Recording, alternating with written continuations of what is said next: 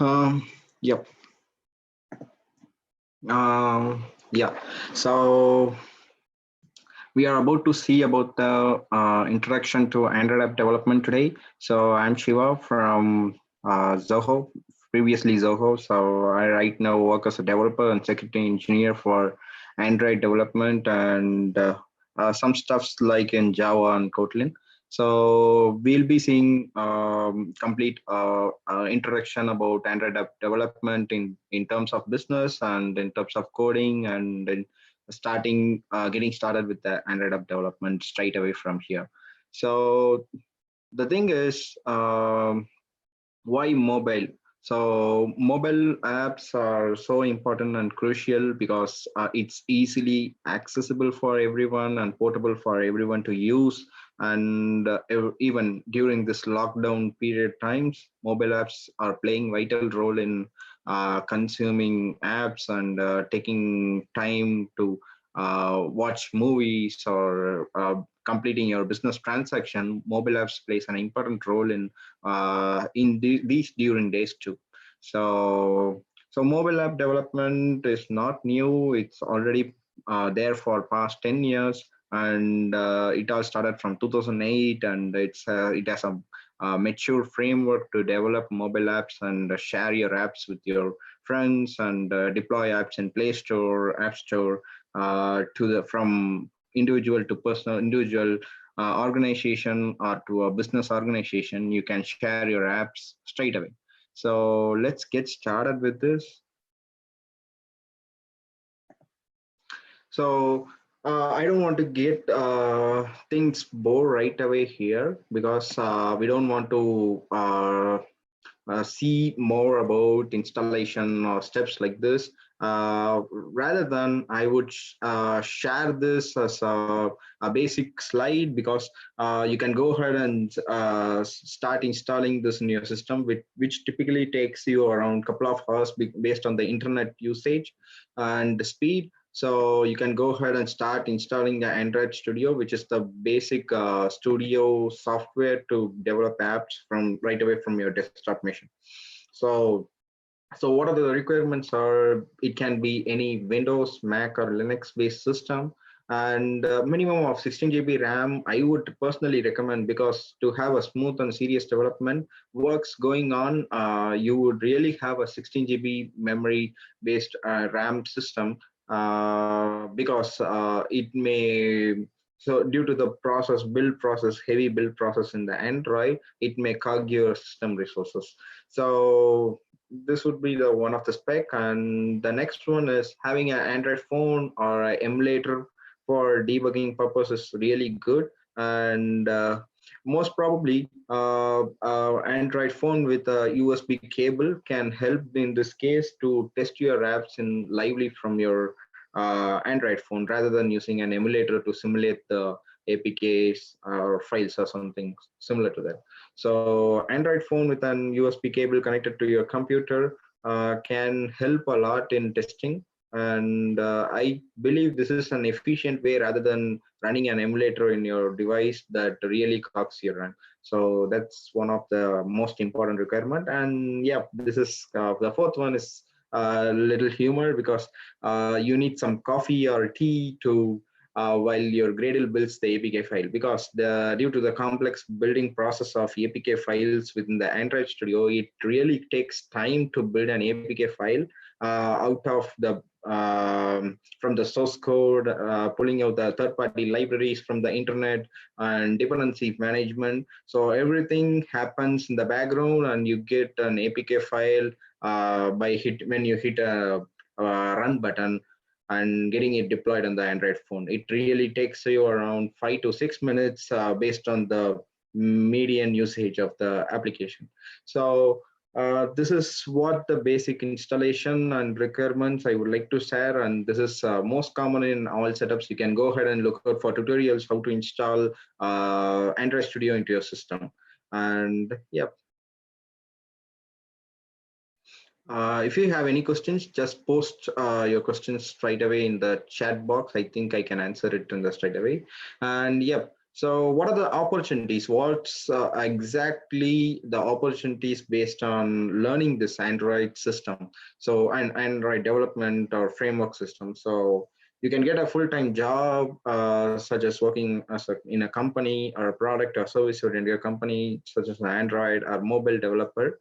So you can get a full-time developer job. And second one is, this is cool. You can get a contract or remote-based development works, so that they can pay you based on the contract or project work items or based on the house. You can stay at your home and you can start working by building apps and delivering the source code or the binaries to the corresponding company. And I personally believe this is the best way due to this season of COVID-19. I believe this will really have a huge impact of creating a market segment for contract and remote based development for Android developers. So, and the third one is build and monetize your own apps. You can build your own apps and deploy in Play Store, Amazon App Store, Samsung Store, which is heavily contested by many other developers around the world. And you can, if you have a good app and good idea, you can, if you have a right time to pitch the right apps, you may be, you can be, you can generate revenue based from these marketplace. So the chances of the success may be low, but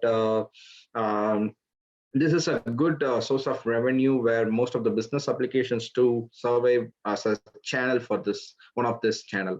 So the fourth option is such as Android development tutoring is helping someone online by sharing your knowledge, such as webinars or platforms such as GUVI. So you can go ahead and share your expertise skills with your fellow students to help them with the Android development or getting their job. So this is one of the good opportunity to make your skill work for this corresponding things and all.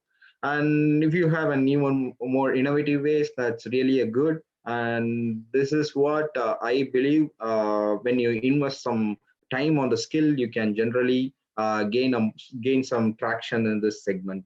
So mobile apps are already matured, but they aren't matured still enough for countries like India. There may be a major requirement of Android developers and tutoring developers required for this space. So these are the opportunities. If you believe if you have a good one, I mean, if you have a good expertise in this skill, I would personally recommend you to start investing in development or something related to this stuff. And the next one is, let's get started with this. The basics. The basics are such as project structure, package name. Let me go through each and everything. So when you get started with an Android app, the basic version, the basic things which you should have known before developing an app is just these four things. Because most of the peoples may regret once they pass this stage. So the first thing is just like learning the project structure. So this is the crucial thing. You should do this because while getting started with the Android app project, you should really know where are the files are located, where are the assets or images or Java or source files are located within the project, so that it will really help you to reduce your times searching for a error message or Stack Overflow, looking for tutorials online. So I would personally recommend you to check out the project structure before getting into the Android project. So let me share you a demo of right straight away here, so that you can go ahead and check out how the applications are structured within the Android Studio. Yep. So I'm sharing my screen. I probably think you can see my Android Studio screen. Okay. So on the left hand side, there should be project structure, project view, so that you can switch between Android and project other views. I would typically suggest you to go with the project. So what happens is your source code and the other files lives here in the src folder, And your main package contains your core packages such as your starting activity files and your manifest files and your assets files. Assets are nothing but your images, XML files, layouts, which are generally placed here. You can import your own images files to show within the application. So this is how it's structured. Let me go through each and every folder so that you'll get an idea. So first thing is manifest. Manifest is nothing but a simple instruction for an Android OS to index your apps in the launcher and state that this is one of the application installed within the OS. So this manifest files helps the other apps to figure out the presence of the application within the OS. Say that if you are installing WhatsApp, this particular round icon should be present within the launcher, should be available within the launcher so that you can launch this activity and start using the application. So this is how your manifest file exposes your internal class structure and your images or any other components within an application to the external apps or OS. So this is how the manifest file works. And next one is Java package. You may be having a additional package for Kotlin too. So you can go ahead and check out. You will have all your source code placed here, right here. You will have Java source code and Kotlin source code. So Kotlin is also another language, first class language introduced to Android development. So that helps for you to develop apps easily than Java. So I would strongly suggest you to check out the Kotlin language by Googling it. So it's really simple, similar to JavaScript. You can start using Kotlin language directly from the Android Studio too. So this is one of the thing, and the next comes the Android test package. This test package is typically used for writing your test cases, UI test cases, and other instrumentation test cases straight away from here. So once after building the apps, to ensure the quality of the application before reaching the Play Store or the end user, you should really have a practice of writing better test cases to test your existing application or regression within the application. So every good Android developer should write test case so that they don't create any issues within the Android app before delivering the content to the end user. So the next one is the same test case, but this is a unit test case framework. So this is primarily your JUnit test case. You can start writing your application logic test cases straight away here so that you can test your normal Java class invocations straight away here. So this is one of the normal Java unit test cases. This is nothing related to the Android, but this is typically useful for checking out your core application business logics right here. So say that if you're working on a calculator application and it's showing some addition or multiplication operations, so you can go ahead and test out these, writing a test case by testing out these operations directly here instead of launching an Android app and checking out the results there. So this is what the whole business logics are tested here. And yeah, the next one is uh, the resource file directory basically contains your all your images and layouts file. So images are added to the drawable directory so that you can access it from your source code. And the next one is the layout directory. The layout directory typically contains your layouts or rendering file, I mean the rendering UI part of the files to be placed here. So you can instruct your UI frames with your XML to draw and design your activities straight away here. So we'll come to this later. I'm just giving an intro here. And map is nothing. You can place your image files such as launcher. I mean your launcher icons or your tab icons or round icons based on the operating system. You can unspec specification. You can start keeping saving your icons directly to here. So it contains multiple variations such as HTTPI, MDPI, HDPI. So what happens is Android has a diverse ecosystem of devices from 3-inch, 4-inch tab mobile phone to 10-inch tablets, and you have Android TV. Because you need to support such diverse screen size system, you would really need to support it with multiple resolution of images. So you can go ahead and resize your images. There are a lot of tools in online to create such resizable images. You can drop your launcher icon to it so that it resizes for the particular devices, or breakage, I mean between the range of the devices, you can get your all your images straight from here. So this is one of the important thing. And next one is values. You can place your all your strings, constants, or language file translations straight here. So say that if you want to change, if you want to have a multiple language support or applications, such as if you want to support for English and Tamil, so you can go ahead and start creating strings hyphen ta.xml, which is typically your strings Tamil translation files. You can keep it right here, so that if the user has a locale of India and Tamil Nadu, and the language is set to Tamil Nadu, these strings are automatically extracted from these files and they are shown to the end user. So all your string constants and your application string constants can be stored in this strings.xml file. And typically you can store other variable constants such as colors and styles, so that that can be reusable across the application. So this is how it works. Yep, someone is messaging me, right? Give me a moment. Okay, sorry. Okay.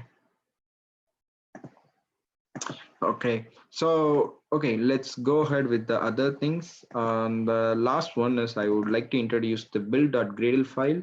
And this typical file is normally used for adding entries such as importing third-party libraries directly here, so that you can use it within the application. So this is the most important part is dependencies. You can add your own dependencies such as third-party libraries. And the most important part that comes here is you can define your package ID here. So as we have seen in the presentation, this application ID should be unique across the Android app ecosystem. So say that if you have WhatsApp, it's com.whatsapp or Android, and it's Facebook, it's com.katana.facebook. So it's a common unique page, unique ID based on the reverse domain, so that you'll have a unique ID, so that you can upload it to the Play Store and share it to your friends. So this shouldn't be this should be a unique across the Play ecosystem, and make sure that this should be unique, and it doesn't hinders with the other package names in the Play Store. So if you are doing that, maybe the first one which is uploaded to the Play Store will be getting the rights to get published in the Play Store. So make sure to have a unique one and a meaningful one to have a better results in the Play Store. And we'll come across the other things, other values right here.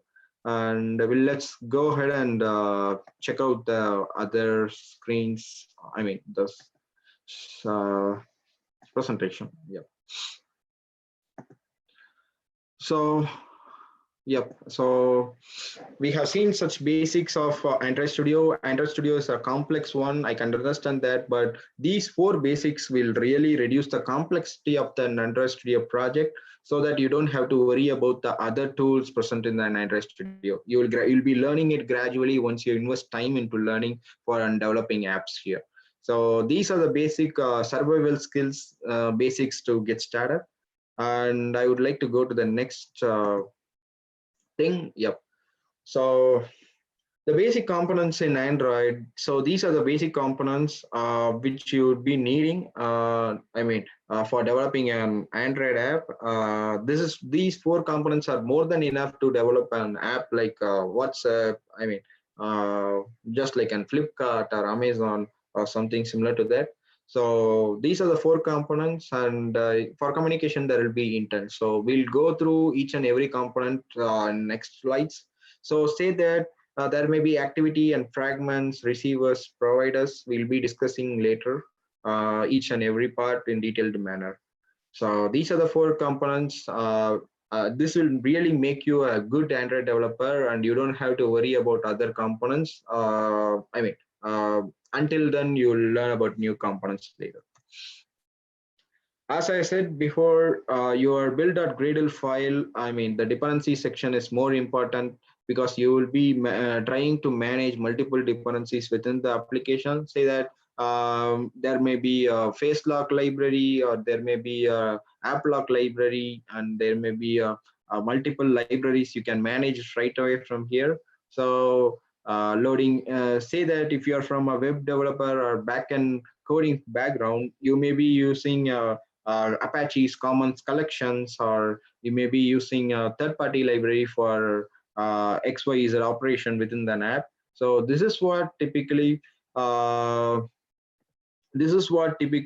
on what an Android app's way of dealing with third-party packages within an Android Studio. So this is one of the way, and the other way is adding a jar library, jar components directly to the files directory within the application. So I'm not going to show about that right now, but you can go ahead and check out it online. It's similar to adding a jar library to an Eclipse platform. So this is one of the most important sophisticated way to add your third-party libraries in the build.gradle. So yep, let me go to the next slide. Okay, so let's get started with Android manifest.xml, which is a basic manifest stating to the OS operating system that I have an app, I have a component, I want to register to your operating system, and you need to call them when an application launches or notification is shown to the end user. So what does the manifest file contain? So it's basically permissions and application components, registered components, and the filters and actions right away from here. So permissions is nothing but whenever you are sharing an app, state that you are having multiple permissions such as internet connectivity, contacts. You will be having sensitive resources or files within your mobile phone, because mobile phone is your personal device. It contains sensitive informations. So what happens is Android operating system enforces some security policies to have a permission based access to those resources. Say that if you need to access to the camera, you need to get a permission first from the end user. So if you need to access to the SD card and read your images or video files, you need to have a storage permission configured within your permission. The manifest file. So this is how it works. Basically, manifest file contains all your permissions that needs to be invoked or shown to the end user, so that your end user can accept those permission or deny those permissions straight away here.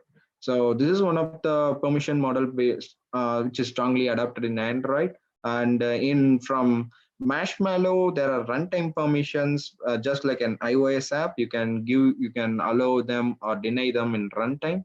But before Marshmallow, and there were only install time permission. You have to agree on every other permissions while installing the Android app. It's basically giving up all your permissions to the corresponding app so that they can access all your resources. So this is how it works right now. And the runtime permissions. And the next one is application and attributes, which holds your logos, backup configurations, and similar attributes straight away there. So it's just stating that this is a corresponding application with the name and title and logo. So you don't have to worry about it. And the other registered components are nothing but your activity, services, providers components, which will be covering up later. These are the 4 components, the mandatory components that should be registered within the manifest file so that the other apps can access and invoke. Say that if you are receiving an WhatsApp audio call, you need to accept the audio button. I mean, you need to hit the audio button and start accepting the incoming call to make the call alive. So, right. So you should need, you will have to enable this components right away here in the manifest file so that you will have access to those UI activities or services there. So this is how it works. We'll cover up later there. And the intent filters and actions are nothing but these are the explicit actions that are registered within the manifest file. So say that if you're releasing an email application, if someone is clicking on an email links or email or HTML links, I mean links on the web browser, so your app should be the Android OS provides an end user with options to open up the application, right? So if you're clicking on any phone numbers or email within the other application, you will be shown with Gmail, Outlook, or some other third-party email providers, right? So this is how intent filters are configured. Say that it can be from wide variety of photos application. If you're sharing a photo from your gallery app to WhatsApp, the WhatsApp is shown as one of the application to share photos, right? So this is how you should configure the intent filters to accept data and share data with other application. So intent filters typically help you to expose the activities or services with the other apps so that you can mutually benefit by sharing data, photos, SMS, or say any types of resource between multiple applications. So intent filters are helpful in sharing data, and actions are really helpful in invoking actions from other apps. So this is all about Android manifest file, and a good developer, Android developer should be aware of Android manifest file and permissions, more about the permissions that are being accepted. So you should have a track of permission list and other enabled components within manifest file. So you should have a better understanding why this manifest file are written first, and they are talked about first before entering into the other components. All right. So the next one is activity.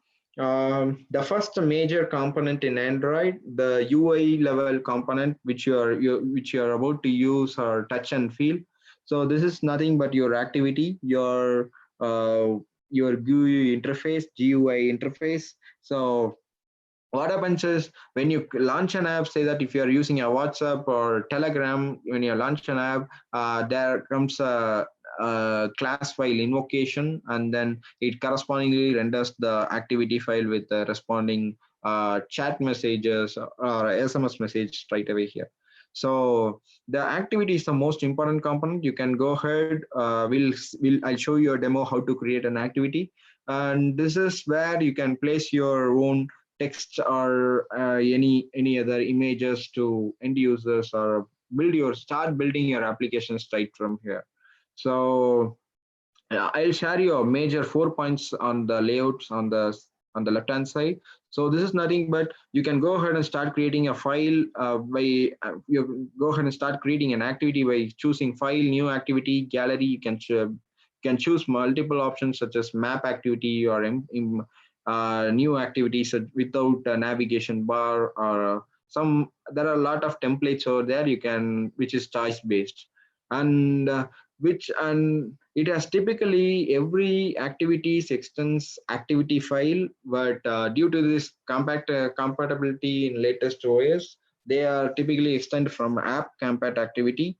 So which is really helpful for you to implement a lot of features such as adding your own navigation drawers, or adding more bottom navigation drawers such as Google apps they do have a bottom navigation, right? So these extensions can be really helpful to write your own apps. And yep. most important thing is managing life cycles for the activity is more important for all the components. The activity life cycle, I mean basic life cycle management is more important in Android because there are a lot of applications or services that are being run behind the service, behind your Android apps, so that it keeps running. Because while you are using a smartphone with a phone, while you are watching a TV or Amazon Prime, you should receive WhatsApp messages, right?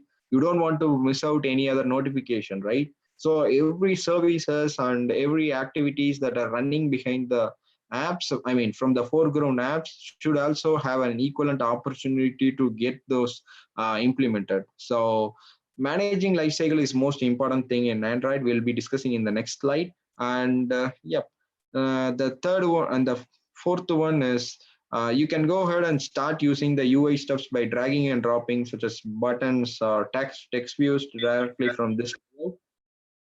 And yeah, XML, these are done by XML based UI layouts. You can start using XML. You can go ahead and use these XMLs for designing the UI layout, or you can drag and drop right away. So a typical good developer should follow a linear layout or a relative layout, which is outdated one. And the recent version is constraint layout, and even there are more complex layouts that are being released right now. So you can go ahead and use these layouts to position your UI elements within an Android app. So this is one of the major thing. And the most important thing is find view by ID, which is nothing but if you are coming from a web developer background, it's document.get element by ID, so that you can access your UI and change the properties of UI, such as color or font size or something similar to that. So that this is how you can access the DOM, or you can access the whole activity and change the text messages or reacting to such events from the backend of the application. So this is one of the thing. And let me go through the life cycle once, and we'll have a demo there. So activity lifecycle is crucial because while watching an Amazon Prime or a Netflix movie, you should receive calls, right? So a good Android app should resume the same point where the movie is left when you're attending a phone call, right? So this is where activity life cycle comes into the play. So they say that I'm watching a movie in Amazon Prime. It's going really interesting, and suddenly I get a phone call from a friend about something XYZ. So I'm attending the phone call, I'm talking to him for around 10 to 20 minutes, and then coming back to the Amazon Prime, I'm feeling that everything has lost, the application is shut down, and I'm relaunching the app should start from the same position or the video position straight away where I left, right? So this is where activity lifecycle comes into the play. So you can go ahead and try it out. They have handled it perfectly in Amazon Prime or WhatsApp. If you are receiving a phone call, these all messages are persisted straight away there, so that you don't have to retype it, and it really improves your user experience for the end users. So you can go ahead and try it out in normal apps and check it out if they are managing this life cycle in perfect manner. And yep, so this is just a flow chart. You don't have to worry about much about it, and you don't have to get frightened about. So let me go through this. On create, on start, on resume are nothing but the basic callback functions that are invoked once these events are happened within your Android app. So let's say that on create is nothing but if you are touching an icon from the launcher and launching an WhatsApp Messenger or Amazon Prime APK file, I mean your Android app. So on create is executed on those launch of the application. So on start is executed after the on create process, and on resume executes after those. And once done, your activity is started and it's running on the foreground process. Okay.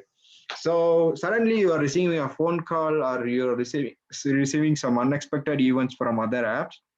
You are switching the context to the other apps, right? So what happens is suddenly the Android OS instructs the Android app to put on a pause for a moment. So what happens is on pause method is invoked within your application. So what you can do is you can get the text or important information from the screen and save it to the bundle. So once the user is returning from the other apps to your apps, you will be receiving you will be having those information straight away from the bundle, so that you can extract the data or information from the bundle and set the exact UI state where the user left. So this is one of the most important thing a good developer should practice. Start practicing the life cycle best first before developing any other application. So this is how a typical Android activity lifecycle works. And on pause, on stop, on destroy is nothing but your apps is going out of the life cycle. And even process killed is nothing but you are closing the app and swiping it away from the recent activities. So this is one of the most important things. And yep, I believe a good developer should have a more essence on life cycle. And there are a lot of issues. If there will be a lot of issues if you are not adhering to the life cycle in Android. Okay, right now I'm jumping into the demo. I mean, I can show you a demo how to create an activity from the Android Studio. So I'm switching my Android Studio. I think you are able to see it. Yeah. Okay.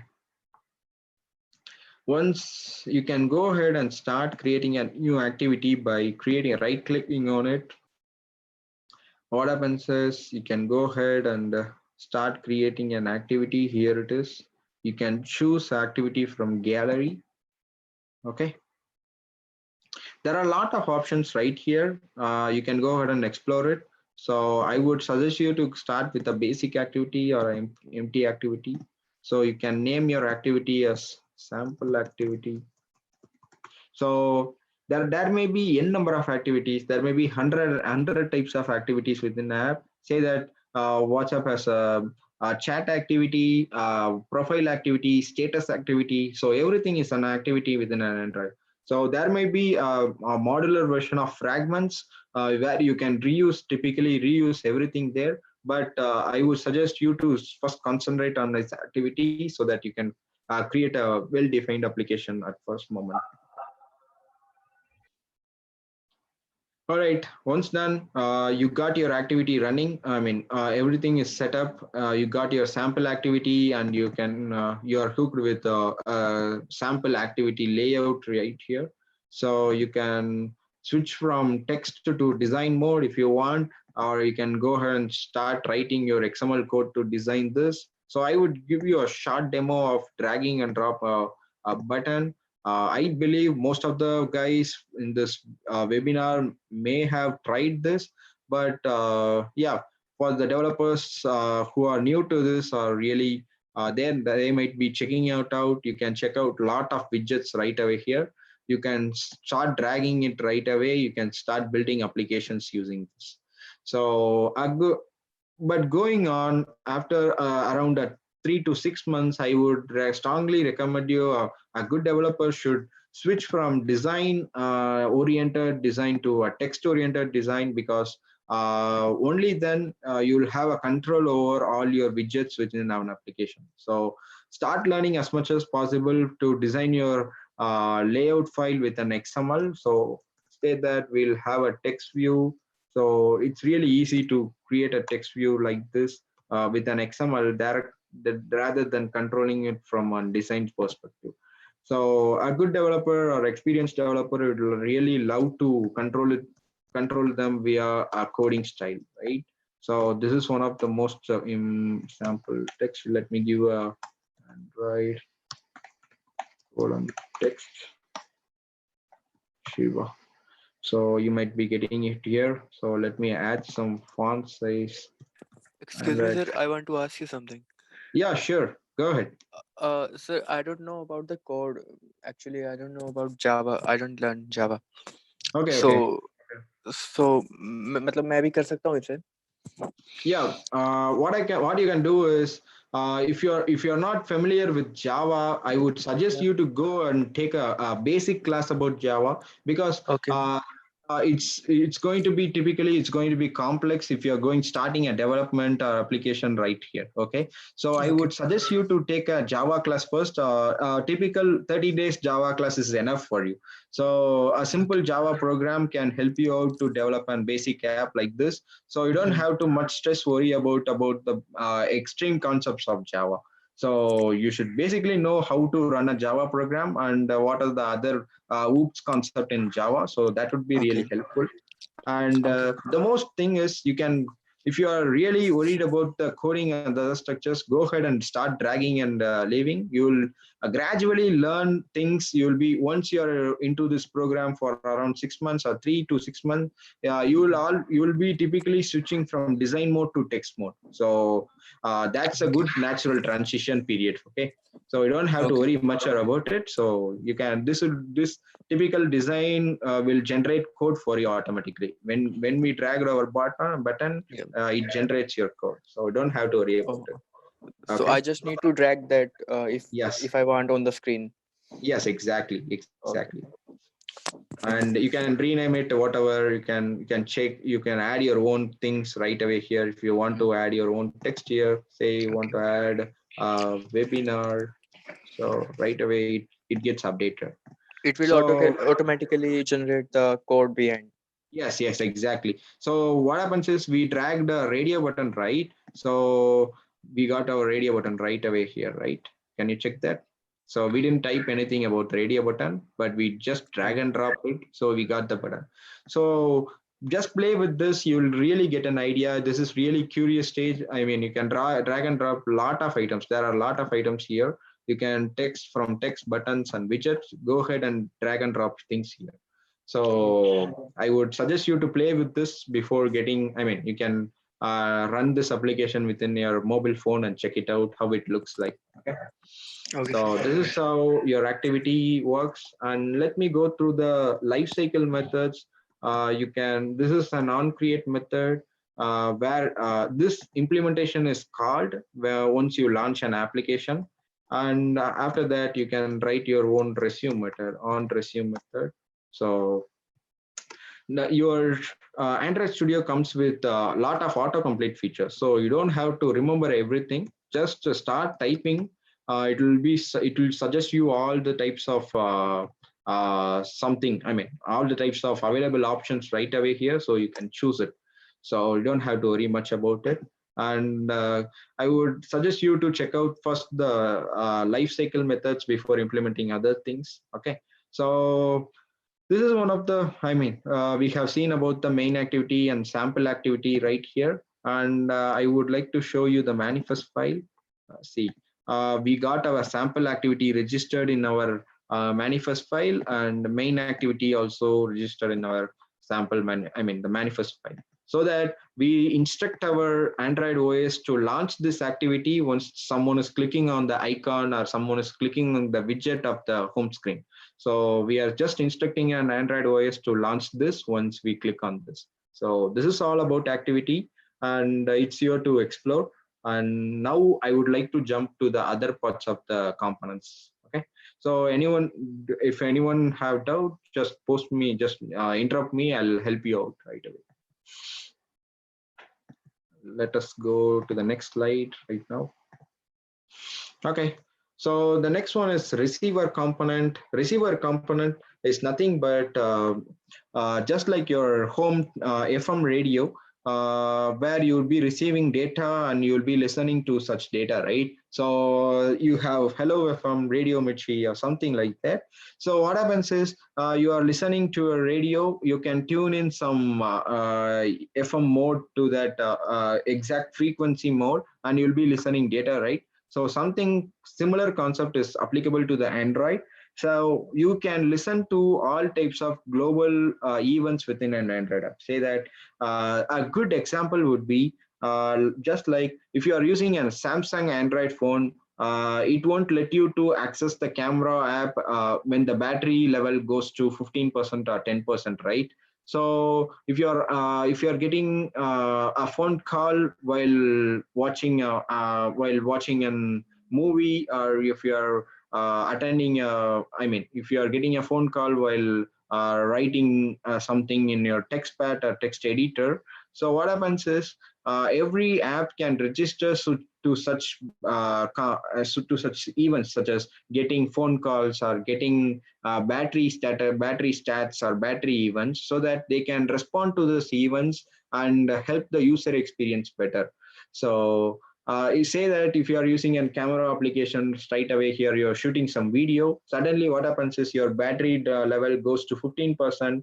Now your camera application can extract those events from the receiver, just like your FM radio. They can extract those information and suddenly show you a pop-up saying that, hey, you got your battery level to 15%, kindly recharge and use it. So if you are on a WhatsApp call, suddenly you will be notifying that the corresponding user has a low amount of battery, right? So this is how, based on the event based triggerings, you can register with your third party system based events and start reacting within the application. So the best example is battery events and network events. There are a lot of events. There are thousands of events within the Android app. You can listen to it, and you can improve the user experience, which such as using such receivers and so there are a lot of apps, they are using such receivers for a lot of innovative ways. So you can go ahead and check it out. And most important is you can go ahead and start using this broadcast receiver by creating file new other broadcast receiver within the studio. I'll give you a demo how it creates, how you can create it and register in the manifest file. So what happens is, once an Android operating system broadcasts some data to every apps, and these data can be received via on receive method, and you can receive those data and you can play with it. So a good another example is OTP verification for WhatsApp, right? So what happens is a sudden broadcast message is sent to all applications that a new SMS has been received within an application. So every application that has SMS permission receives the data and then parses those message data to get the OTP number, and then they are automatically placed within an OTP system and they are verified, right? So this is where receiver components will be really helpful for the better user experience within an application. So if you are entering a banking OTP or if you are entering a WhatsApp OTP, receivers will give you all your information from an SMS application. So your user don't have to switch between multiple application. You don't need to handle life cycle there. You don't need to organize everything there to accept data. So this is one of the most important component. A good Android developer will listen to multiple events and respond in better way to make the end user's life better. So this is how I'll switch now to the demo mode. I mean, I'll give you a small demo how to create it and start accepting data from the events. So I'll switch to the Android Studio. Yep. So I'll create, you can go ahead, right click on the package and can go to the other. So there will be a broadcast receiver right here. So clicking on it, you can create a new wizard will be appearing it so that you can ask for SMS receiver. So just I'm naming it right now with the SMS receiver. So you can select your own preferred language, Java or Kotlin. And once done, that's it. You can clear this couple of lines. So what happens is this SMS receiver is already registered in the manifest file. You can go ahead and check it out. Yeah, it's here. So it's automatically registered by the Android Studio. What happens is whenever you are getting an SMS within the SMS application, you will be getting this. You will be getting this data via this SMS receiver class. So you can access this data by using this intent object right here, right? So you can use this intent object to get the data, parse it, and place it within an application. So how to access it? It's just nothing but intent.get extras that you can get an access to the string methods and similar ways like that. So this is one of the most important thing, and you can listen to multiple events. You can go ahead and start adding categories such as intent filters or to this broadcast receivers too. So stating that you need only SMS permissions, you need only battery related chats, so that you are instructing operating system to get those events right away here. So yep, there are a lot of tutorials in online to learn about more about receivers. You don't have to much worry about it, but this is just an introduction class, and yep, I would like to just introduce right away here. And yeah, let's go ahead to the next component. Okay, so next one is nothing but service. Okay, service is nothing but a background job that typically runs day by day basis or hour by hour basis, so that it syncs your data from server to cloud, or I mean from cloud to the devices, or bringing you push notifications or sharing data with other apps. Okay, so services plays a vital component in the background job. So say that if you are shooting a video and you are sending out in WhatsApp, what happens is even after closing the WhatsApp, it typically sends out your video and to your friends, right? So what happens is even after killing the process, these services are invoked and they are processed in the background of the activity. You don't have typically you don't have access to the service by viewing it. So what happens is it invokes these class members to upload the video to the corresponding context, or back up your for Google Photos. So these are the typical examples of how syncing happens in the background of the Android. So even if you are not using anything within an application, so it typically tries to sync with your Google servers, or it typically tries to get your push notifications of the WhatsApp messenger. So everything happens in the background to keep you updated, right? So this is how service comes into the play, and you'll really have a better option to sync with the server without any user interaction. So this will really a good this will really create a good impression for the end users.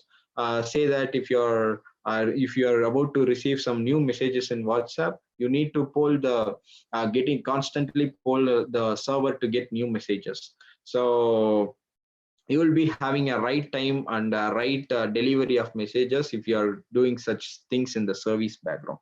So yep. So let me introduce this with offload IO, networking, CPU intensive task. Don't get scared because of these terms. Offload IO is nothing but serious typical video uploading things, or video editing things, something related to IO processing. And networking is nothing but uploading stuff to the internet, such as take your Google Photos syncing to the servers. This is nothing but your networking. CPU intensive tasks are nothing but a good video editing software. You might be using a video editing software such as Vivo or something, some good editing softwares, so that what happens is you don't have to start editing, right? I mean, you don't have to use your activity resources directly there. You can spawn a separate thread or service to edit all you can add your operations there in your service task, and then get the results to the activity and show to the end user. So this is how the service task works from the UI and receiver components with the help of the UI and receiver. And yep, the next one is you can go ahead and start creating by clicking file new services, and there is also a choice based choose here. You can create your own service, such as intent based services or background job based services. So your typical long running polling operation should not be written in the activity class. It should be moved to the other services class. And yep, should be registered in the Android manifest file, and I will show you a small demo how to create a services. You can go ahead and check it out how to create a new service and start running it. I'll share my Android application screen. Go ahead and right click it and go. There will be a service, new service. So there are a couple of options here: service or intent service, or service. Here you can go ahead and create backup task service. So that's it. Once done, there would be a boilerplate template right here. Okay, so what happens is these services are automatically registered in the manifest right here. So Okay, so this is the backup task service. What you can do is, say that you are writing a business application and you need to sync your data with your business server periodically with by a time limit of 1 hour once or 2 hour once. What you can do is, you can go ahead and implement the syncing action right away here on handle intent method. So each and every hour you will be having an access to the on handle intent. The Android operating system invokes this method directly. You don't have to have any interaction right here. So you can go ahead and start implementing your synchronization logic right here. So you can take a file and share it with the network and send a post request to the server and save it in the DB. You can do whatever stuffs here, and you can return a success or failure method to this you can to this task service, says to notify the Android OS that's the sync options are successfully executed or it has been failed. So a good example would be your WhatsApp backup task. What happens is, once you initiate your backup task every 2 a.m., right? So a default WhatsApp messenger will create a backup by 2 a.m. During night.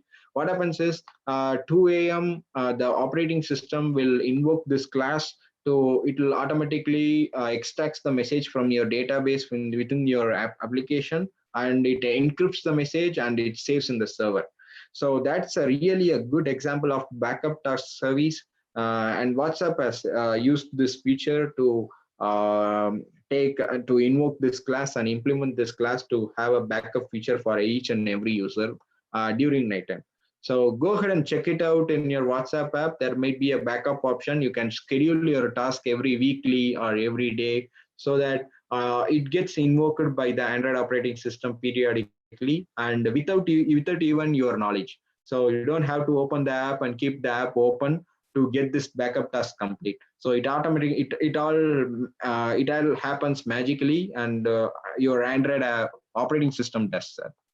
So this is how your service works, and there are a lot of tutorial in online how to implement your own task service, backup service, or similar background service. There might be a lot of use case. This is just typically example for WhatsApp. There might be a business use case of uploading or downloading files based on the usage. Say that if you are watching an Amazon Prime movie, the streaming task is a background job. If it is a Ola application, your tracking application, your latitude and longitude, which are shared with the servers of Ola, is one of the background tasks, right? So based on the business application, it just differs. You can write your own backup. I mean, your background services right here. Yep, this is good for now. Let's switch to the next component. That's the final component, I believe. The final component is nothing but the provider component. We'll wrap up this with this. Okay, so provider is nothing but a way of sharing data between multiple applications. Say that a good example would be sharing your photos from your Google Photos to WhatsApp Messenger. So what happens is, if you're picking up your favorite photo from your Google Photos and you're hitting share button, what happens is, your Google Photos in the backend, it creates a link or access permission to the file, so that it will be automatically shared to the WhatsApp or any other existing application. So you're the receiver, and at the receiver end, what happens is, you can receive this URI and access this file temporarily, and you can send it to the other contacts such as WhatsApp. So here, basically what it happens, you are picking up a image resource. This image resource is copied from the remote resource, such as downloading from the internet or from the file storage, and then they are copied to the WhatsApp application or your preferred application. So this is how the provider components come into the play, and it will be really helpful. You don't need to write your own code for the sharing. So there are a lot of templates available here. You can, once again, it's going to be file new other content provider right here. So say that you have an excellent business application such as invoice application. You need to share the PDF, invoice PDF with your customers via WhatsApp. So what you can do is download the PDF from the server and then create a URI for the PDF file and share it with the other apps. Now the receiving end apps, what it will be doing is it will be receiving the URL or URI and it will be decoding it and downloading it to their application storage, and then they are shared with the other apps. I mean, shared with the other contacts with such as WhatsApp. It may be a WhatsApp. So this is how provider helps you to securely transfer the data from one app to the other app. So yep, this is one of the framework. And the next typical use case is uh, what happens is you have all your contacts phone book within your phone book application, right? You'll be having thousands of your friends contacts in your phone book application, which is really a secure one. And once your WhatsApp has been installed, it will be asking for your contacts permission to show you the current friends who are in WhatsApp, right? So your phone book appliation acts as one of the provider contacts provider class, and your WhatsApp application is your receiver. So just invoking after getting the permission from the OS stating that you can access the contacts, allowing that permission, in the WhatsApp will be requesting the resource to the phone book application stating that, hey, I need all your contacts so that I can show to the end user with the current users in the WhatsApp. So what happens is the WhatsApp will request the phone book application to get all this data. So these are data, all these data are securely transmitted from the phone book application to the WhatsApp application securely, right? So this is where the provider helps you to securely transfer this data, and the WhatsApp is able to show you the current friends, and I mean other not available persons as an invite mode in the WhatsApp. So it's not limited to WhatsApp. It may be a Telegram application. It may be a Gmail application. So everything works on these basis. So if you want to share data between multiple application, you can close your eyes and say that provider will be helping you in all these methods aspects. So you don't have to write much available. You don't have to write multiple lines of code to share data. So that's how provider is designed for you. So I can show you a small demo of implementing this, and it's typically easy. There are a lot of tutorials online. So you can go ahead and right click this, and there might be a provider, others. Go ahead and start creating a content provider, right? So say that I want to share a photo sharing app. I have a photo sharing app, and you can have a photo sharing provider. So you can define your own content URI authorities. URI authorities is nothing but it's a unique authority. Say that if it is your own business application, you can define it as com.business.photo sharing unique name. So it's just your basic domain name, right? So it's a reverse order of your domain name. So it should be unique. Once again, just like your Android package name, this URI authority should be also unique so that the other application can invoke this application to get the data securely. Yeah. So once done, these templates will be automatically created. Yeah. Sir, it should be different to the package name. Yes, exactly. It should be different to the other packages. Okay. So whenever creating some URI, or if you are defining such URI or package ID, go ahead to the Play Store and start typing the. I mean, you can go ahead. I'll show you a trick how to check it out. So that you can check it out if it is already present or not. Okay. So I'll show you a small demo after this. So this is where all your code are implemented right here. So I'll give you a small example right here. You can remove this code right here, and here it's query method, right? So whenever this is your host application and your receiver application will be asking photo sharing application that, hey, photo sharing application, I need all your data to show my end user. So photo share WhatsApp is coming to you and asking that I need your photos list so that I can show to my customer. I mean, show to the end user to show that I have these types of images in my apps. So what happens is this query method is actually invoked, and this URI is also invoked, which we have already defined here. And projection selection arc, you don't have to worry about right now, but yeah, this is nothing but your criteria stating that you need names in descending order. You need 10 day only 5 days recent 5 days images. So you can define your criteria here, right here, so that you can filter and send it out to the other apps. So you'll be writing your database access code here. You can start writing your queries right here. So just like writing select star from database, and you can apply some queries and returning to the other third party application. So a good example is just like what I have told is sharing context from the phone book application to the WhatsApp, right? So they would have implemented this in the query, exact query method. And the other methods are nothing but say that this is really a good example. Yep. So whenever you're adding a contact to the WhatsApp, there will be a button in WhatsApp, right? You are hitting a add contact, it automatically creates. Or if you are receiving a V card like structures within on WhatsApp, you are hitting that. That would be automatically creating a contact within your phone book application, right? So what happens is your WhatsApp has access to the phone book application. It will be sending out all these details via content values. So you can your phone book application will be implementing by getting this and getting this and inserting to the database, phone book database, with the corresponding context. So this is how insert method works, and delete works. From the third party apps, you can delete your contacts. If you're deleting it on WhatsApp, it gets deleted on phone book application too. So this is how it works. You can update your contacts. So front and back, your data transmission and your sharing data is exactly, these are done in easier manner with the help of providers. Without these providers, it's really difficult for you to share data between multiple apps securely. So check it out, content provider. There are a lot of providers, such as if you want to share a file, there is a file provider. If you want to share content, just like queries, you can use content providers.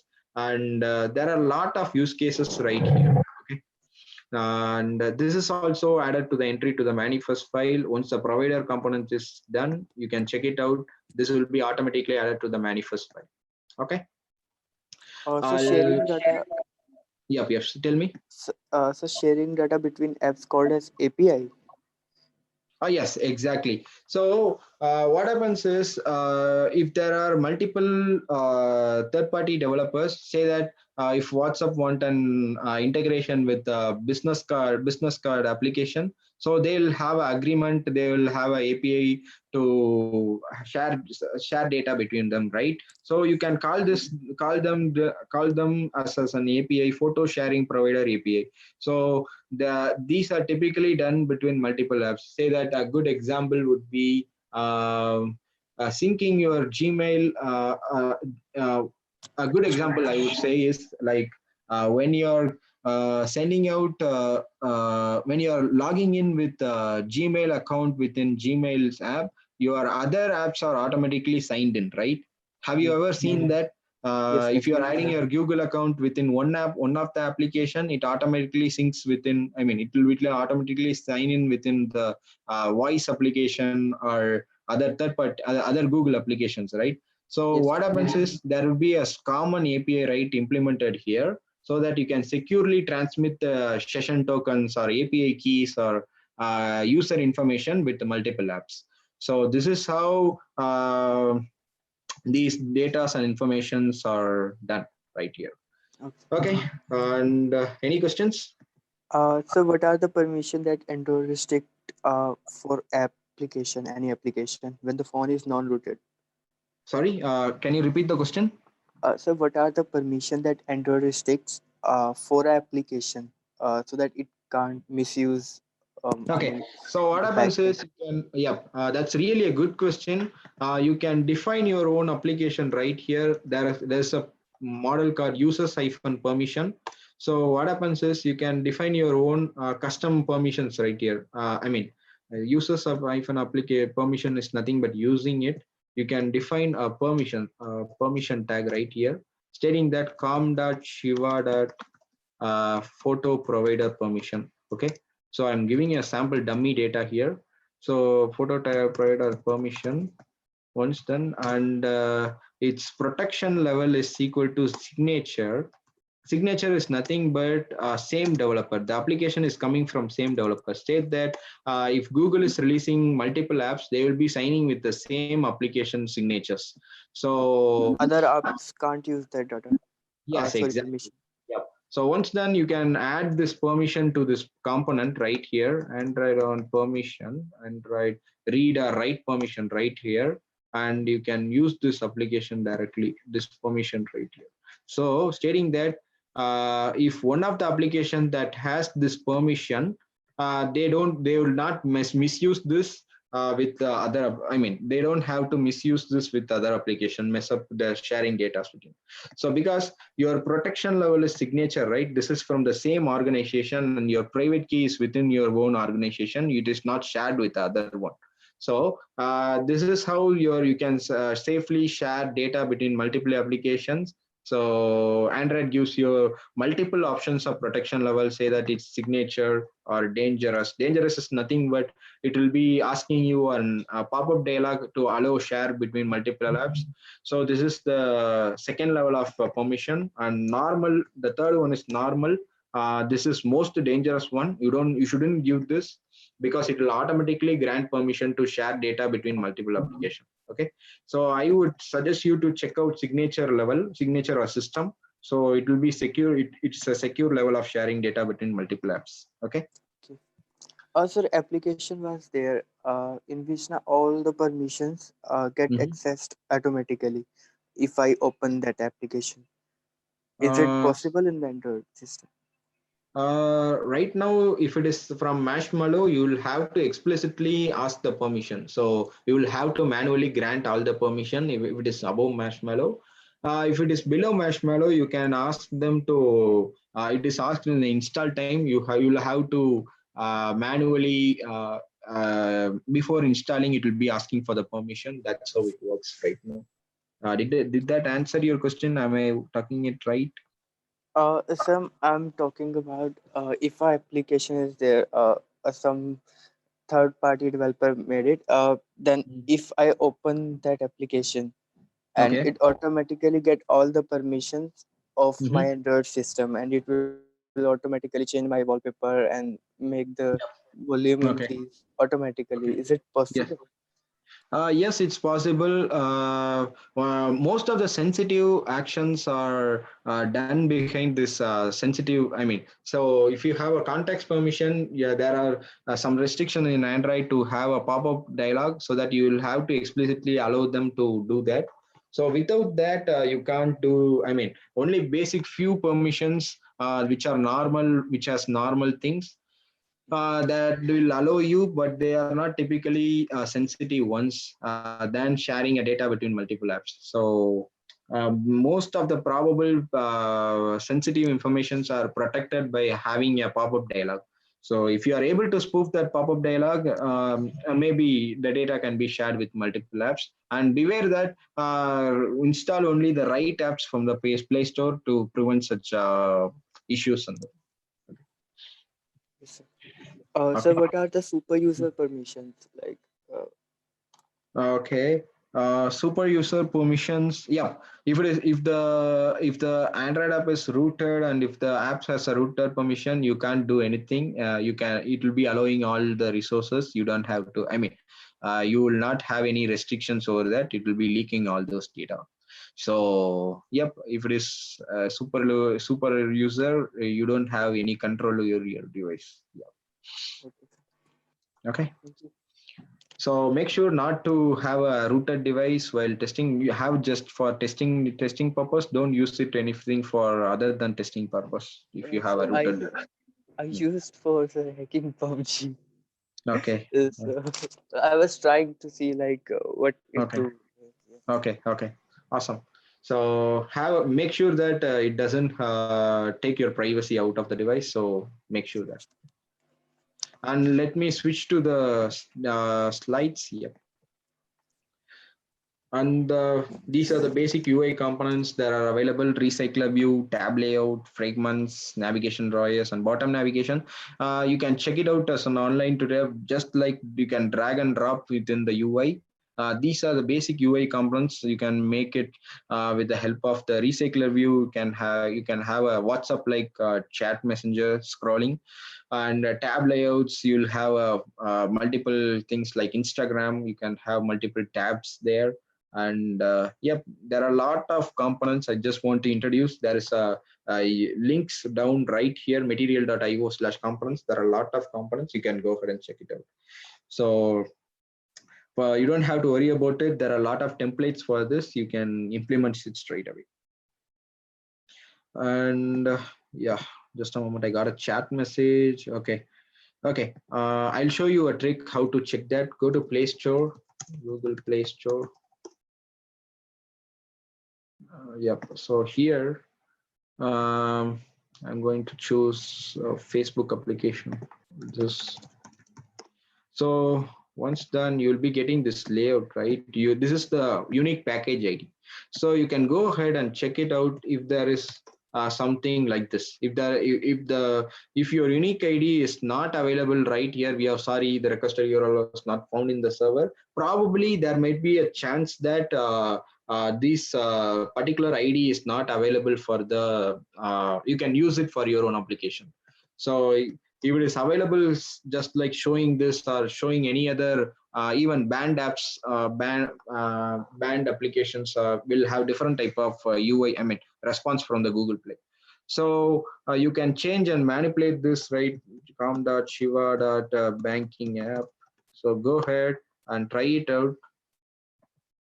So you can go and check it out. Probably this is not available. Go ahead and define this it in your Android app so that you can start developing your app like this. So this is just a basic trick. This should be always unique. So have a check over it before starting any Android app development. Okay. All right. And yep, there are a lot of data storage options within Android. Probably there are shared preference. I'm not showing your demo, but this is uh, safe and secure storage, as said by one of our questioner. Unless rooted, if it is safe, if it is rooted, nothing is safe in Android. So unless you are encrypting it, so make sure to have, have don't have a rooted phone right here. So you can have your own flat files. You can have your SQLite files directly stored in your app storage, so that you can use it for your applications, such as for a good typical example would be your WhatsApp application. They are using SQLite like style DB to store all your message within the database. So every business apps use this SQLite or paper library to store all your data here. So from here, you can go ahead and check out tutorials. It's really simple, super simple to save your data, extract data from here. And yeah, we are about to end this. Here is a survival guide. A good Android developer can use this Busy Coders guide. This is really a good book. This is free. The latest version will be costing you around $29, but I would strongly suggest you to get this free version and start learning Android development. This is completely free, and which is really a good option to learn book. I mean, this is normally a PDF book option. So you can go ahead and grab this book and start learning, because Busy Coders Guide is one of the industry standard guide for learning Android app development. And Android CodePad Guide is also really a good one. You will find a lot of tutorials about UI components or implementing services or providers. You can check out basic tutorials right away from the CodePad. You can copy paste your code. Make sure it complies with the license before copy pasting code for the business apps typically, because there won't be any commercial based license for it. So there are a lot of these two couple of options are free with the GPL license, I think so. Check it out. And you can learn using this survival guide. And I have additionally hosted a demo app, and you can use this link, github.com/surya-android-demo. So you can download this and try it out. We just bare minimum basic demo. So you can go ahead and clone this demo and try it out. Okay. So the next option, okay, next is question and discussion. I believe I have covered a basic option to check out Android Studio, and I think this would be really useful for you guys. If you have any questions, let me know. Yeah.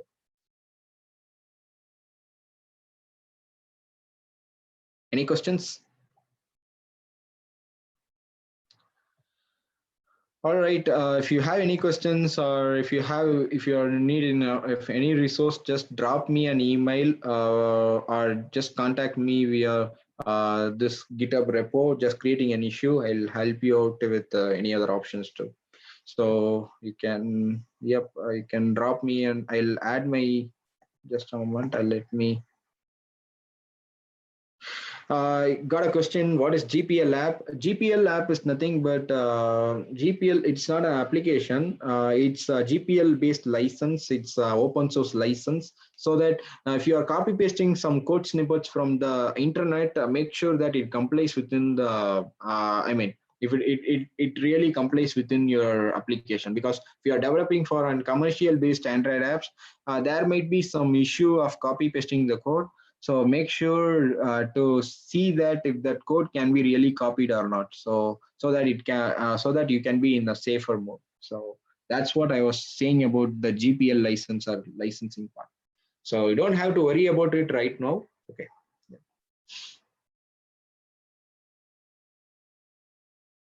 Okay, the next one is I can use XD for the UI. Okay, Adobe XD is also really a good option. There are few plugins available in marketplace to convert your application to from the Adobe XD to Android layouts. So just go ahead and try it out. There are a lot of plugins that can translate it into an XML.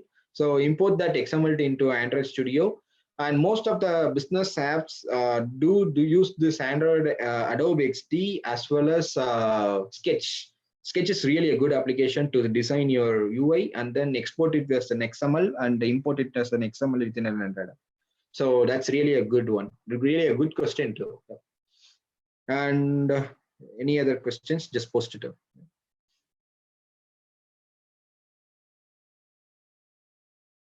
And you can use my email ID if you need any questions. Yeah. Feel free to shoot any email. Okay.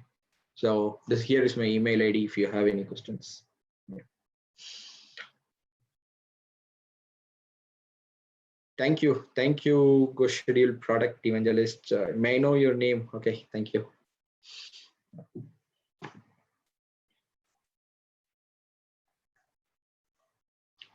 Okay, I think I have answered all the questions. Yogesh, bro, is there any other?